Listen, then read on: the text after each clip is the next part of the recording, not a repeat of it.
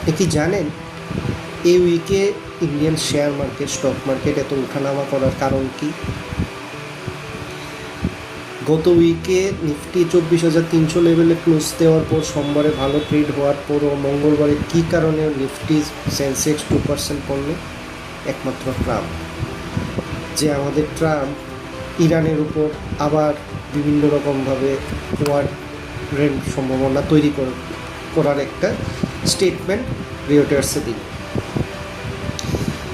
তো গেছে মঙ্গলবার 2% পড়লো, কিন্তু রাত্রে আবার ওইটা মেক ওভার হলো। আবার বের হলো নিউজ যে হতে পারে আবার কথাবার্তা স্টার্ট হবে। সেই কারণে পরের দিন থেকে মার্কেট আবার ওই লেভেল থেকে আবার উপরের দিকে যাচ্ছে। ক্রুড আবার নিচের দিকে আসছে 77, ব্রেন্ট ক্রুড $77 যাওয়ার পরও আবার নিচের দিকে আসছে $72 দিকে।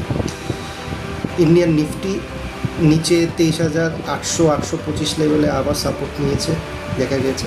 ওইখান থেকেই আবার উঠে 24,100, 150, তারপর 200 লেভেলে গতদিন ক্লোজিং দিল।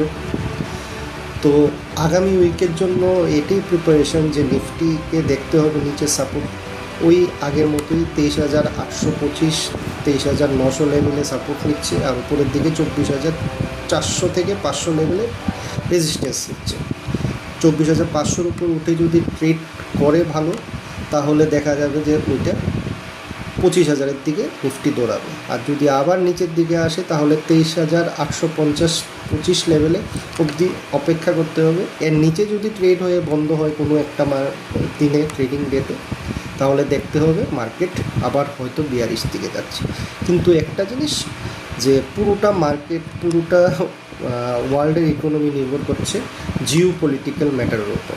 এখন ওই ইউএসএ আর ইরানের ম্যাটারটা নিয়ে পুরো ওয়ার্ল্ড ইকোনমি উপর নিচ করছে। তো সেটার উপরই নজর রাখতে হবে।